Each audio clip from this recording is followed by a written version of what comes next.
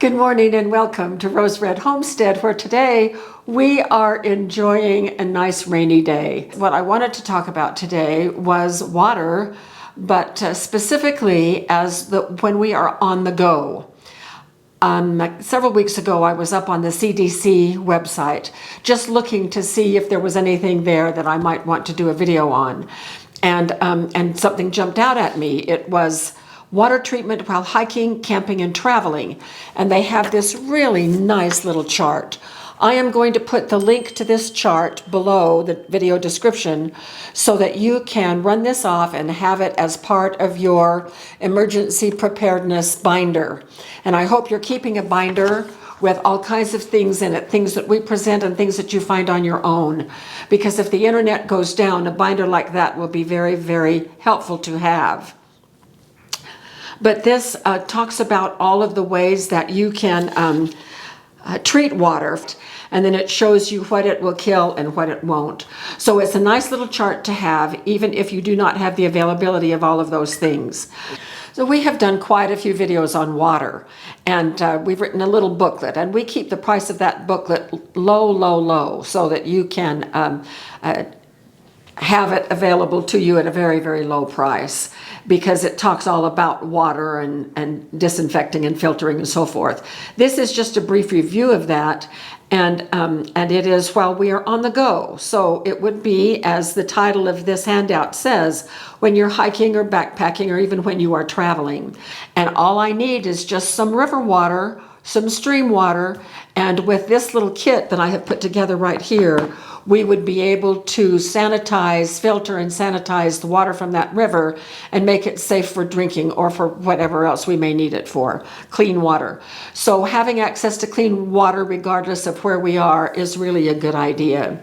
So here are the basic things that we need to concern ourselves with making water clean enough that we can drink. So our title is Water Treatment While On the Go, and it's all types of on the go. We are now going to be carrying this. It's in this portable little kit size. It's a shoebox size kit that we can just pop into whatever vehicle we are in. Now, we have some treatments in our backpacks when we're hiking. We have some things that we do there, but this is I set up for our cars. I'm going to show you that in just a few minutes. So there are two things that we need to remember about cleaning water is that we can filter and we can disinfect or sanitize. So filter simply means to remove. When we filter water, we are removing stuff. And depending on the size of the filter, it limits what we can remove from the water. And so we want something that is pretty tiny in order to tinier than a coffee filter, tinier than the cloth of my shirt, which you could use. So if the water's especially dirty, we might want to use something like a coffee filter or the tail of a shirt to do a preliminary filtering. But filtering can also be highly scientific and get it down to just a fraction of a micron so that eliminates these things. Now, the things that we are looking to eliminate in water that's out there in rivers and streams in the backcountry or along the highway as we're driving are bacteria, especially E. coli and Salmonella, protozoa, which includes Giardia and Cryptosporidium, algae, spores, and sediments.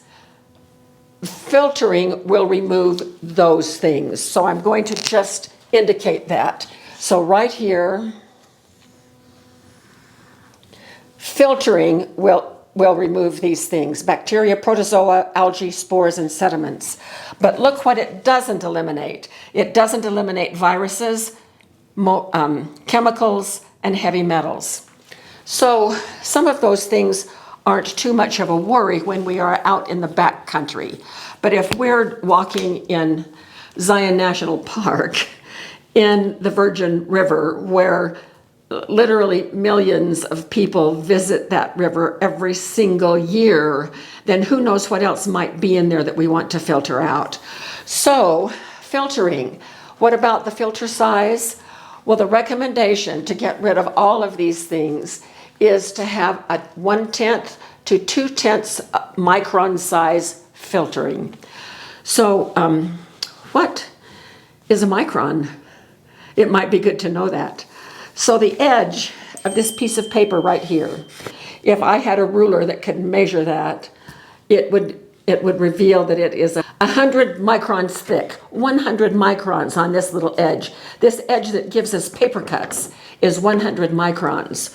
So to compare, if we could have 1 micron and chop that into 10 different pieces and used one piece, 1/10 of a micron, that's what this is, to 2/10 of a micron.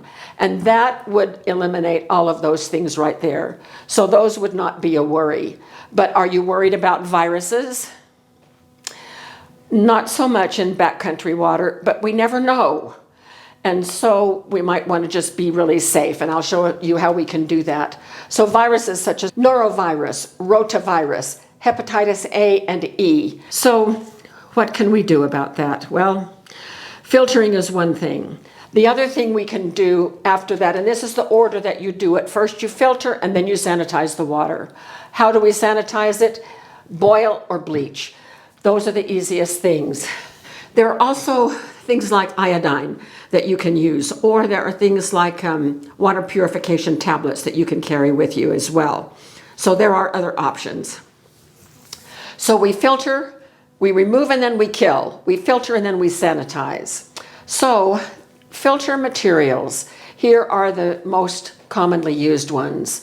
Some have activated carbon, and carbon, which is charcoal, will help improve the taste and the odor. It doesn't do much for those things over there, but it does improve the taste and the odor. Silver is sometimes used in water filtration, and it is a great antimicrobial. It reduces the growth of bacteria, viruses, and fungi, and it prevents those things from growing on the filter itself. So that's a good thing to have in a filter if you can get it. I found it a little bit difficult to find silver that was part of a filter. Then there is ceramic, and very often, if silver is there, it is bound to the ceramic material, so it's infused right with this part. Ceramic is a great filter. It filters, from the information that I read, generally ceramic is a bunch of little tiny holes, and those holes can vary in size from about 5/10 to 2/10 of a micron, which is, you know, here we are, 2/10 of a micron right there. But one of the filters that I looked at had 0.0002 microns. That's 2/10,000ths of a micron. That's pretty tiny. So one of the things that we do know is that viruses won't be filtered out by this.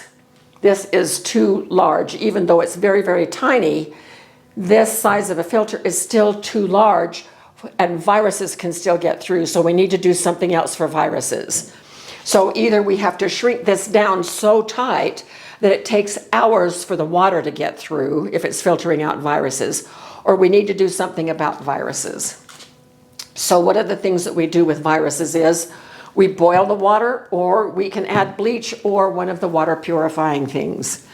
So if you look at the availability of little portable water filters that you can put in your backpack, take hiking, put in a kit like this, shopping around, we need to be savvy about filtering.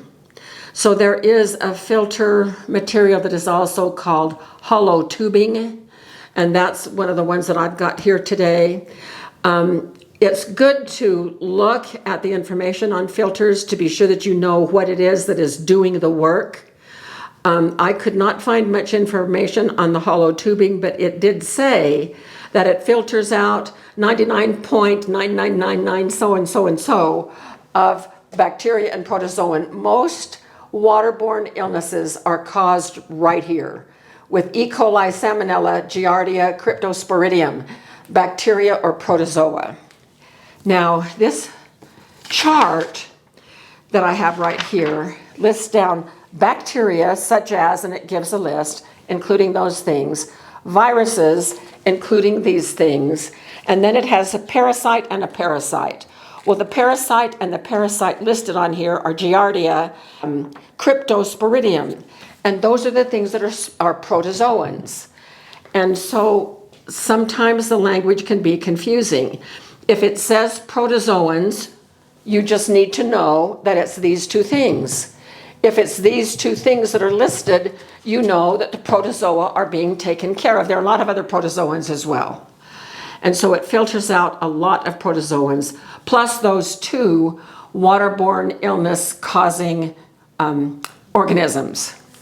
So I'm going to show you what's in my kit. I'm just going to take things out and put them right here.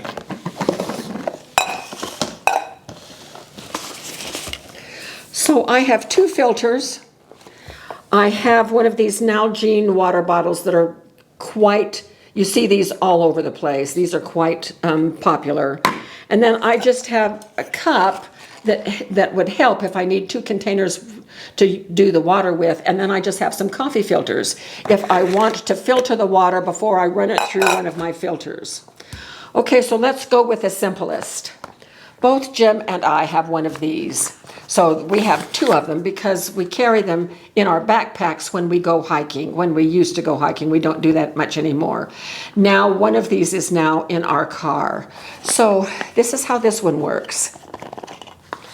In this filter right here, and if you can look really closely, you can see that it looks like a little piece of spaghetti. This is the hollow tube filtering that filters. This particular one filters at 1/10 of a micron. Fantastic filtering. So what you do is you just go up to the river or the stream, or if it is coming out of a rock, and you just hold this under here or dip it in the river, and you let all the gucky water get here. And then you put the filter down inside, close it tight, and then you pop the lid and you squeeze it as you hold it above. Now, can you suck on it? Yeah, but don't. Do it this way as it is demonstrated by the product, and do it above here so that more than one person can have some sips of water without contaminating this right here. Like a drinking fountain. It is like a drinking fountain. Yeah, that's a good comparison. So this is a Catadyne product. Catadyne is Swiss manufactured, and it is one of the top names in water filtration for backcountry use. So this is really a clever little thing. There was another one that I was really interested in. It had a little filter like this, which was ceramic with silver in it, and they had sent it off to third-party labs to review, and it came back with flying colors, and I thought, oh, great. And it was a collapsible one, not quite as collapsible as this one. I said, oh, great. But I was looking at it on Amazon. One of the things that I always do is I check the reviews from customers who actually have the product. And I don't look at the 5 stars. I click on the 1 stars or the 2 stars because I want to know people who have actually owned it, what they think about it, and if there's any big flaw. Well, several people had mentioned the fact that the lid leaked terribly, and several others had mentioned that the lid broke after 2 or 3 or 4 uses. So even though the filter was great, the actual product was not something that I was interested in. So when you do your research, look at the 1 and 2 stars so that you can see what people are complaining about. Sometimes people just complain about ridiculous things, and you can usually spot those. But if there is a flaw, it usually shows up in several places. Okay, then here is one that is a little bit more heavy duty. This is an MSR. It's called an MSR Mini Works. By the way, this one is $39. There's also one that is very similar to this that has charcoal in the filter as well. So it is a combination of a regular filter with the activated carbon that will take care of taste and odor as well. And it has the very same qualifications here, and it is $52, so it's a little bit more with the charcoal. So there is that one available too. But I love this one, that you can just squish it. I've got some air in there now, but you can squish it down and make it so that it just fits in your pocket practically, and it fits in a nice corner here. So this one is a little bit more sophisticated, and I really quite like this one. So it has this long hose, and it has this little ring right here that will filter some larger things that will come in this way. It has a float that you can put on it, depending on how deep the water is. So you can sit on the shore and toss that into the river, and with your Nalgene water bottle, or any water bottle, you can screw right on the top.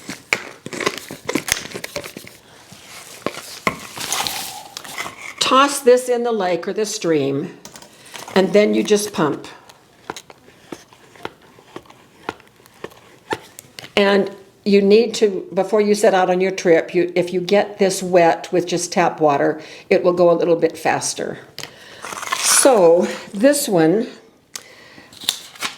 will kill bacteria and protozoans. So I've got these two covered, but I looked and I looked and I looked and I could not find what the filter size was. And then I realized, oh, it's ceramic, because the ceramic is variable. So between 0.2 and 0.5 of a micron, which is pretty tiny, it will definitely get rid of all of these things. Plus it has activated carbon embedded in the filter, so it takes care of the taste right here, and the odor, any odors. So this one sells for $129, and I really do like this one. It works very, very well.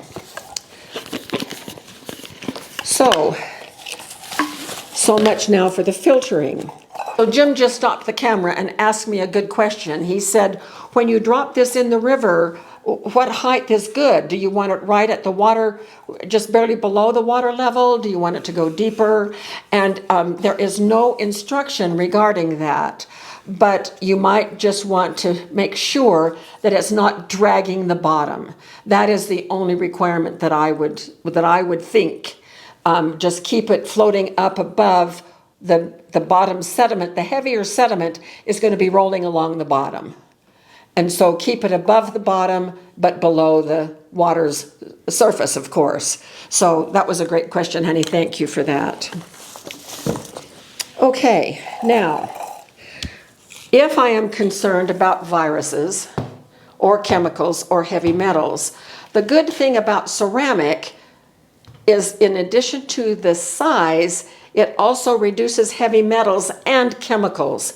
Chemicals like chemicals like chlorine, for instance, will be reduced by a ceramic. So since this is ceramic, I have the advantage of taking care of those things. But we still have not addressed the viruses. So some filters, if you look at what they will do, mention viruses. If they mention viruses, there's something more than filtering going on with those filters. They will have something in there that will kill, some kind of way to sanitize and get rid of the viruses. Most don't. Most will not list viruses. But if they do, I want to know what that is. What is it that they have there that's taking those viruses?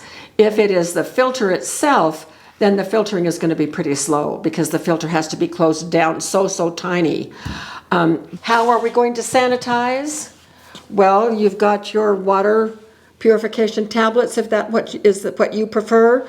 I just prefer carrying this little vial of Clorox. Now, I bought a packet of 4 of these, and I'll put the link below in case you want to check it out. It even comes with a little funnel that you can help to fill with Clorox.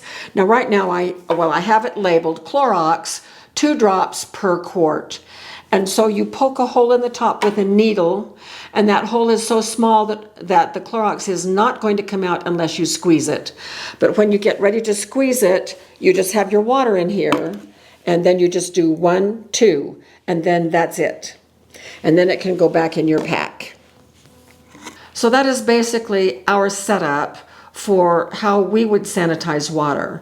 Now, we are going to be sanitizing with bleach. You could also boil, but boiling would require you to have all of the materials necessary for that. You'd need fuel, you'd need something to start a fire, you would need a container to boil it in, and then you'd have to boil it for about 10 minutes. So for us, it's just easier to use the Clorox or the water purification tablets. Clorox is far, far cheaper. So this is what we do. Remember, you have this handout that you can download and then you can make your own decisions.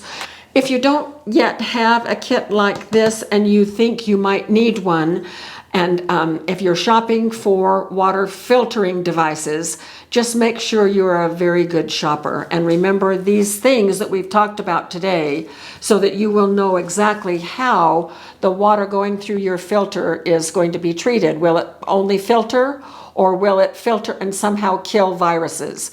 So the basic idea is we want to get rid of these and we want to get rid of these. And if it takes 2 steps to do it, then so be it. But this will give you other ideas to consider as well. And remember, the link to this is right below. So I hope this is meaningful to you and that we can all be more prepared for who knows what might be happening in the future and what we might need to be prepared for. But water is critical. Water is our #1 thing that we're going to need to have available. So any way that we can put our effort toward ensuring that we will have clean water is worth it. So thanks so much for being with us, and we'll see you again very soon for more videos.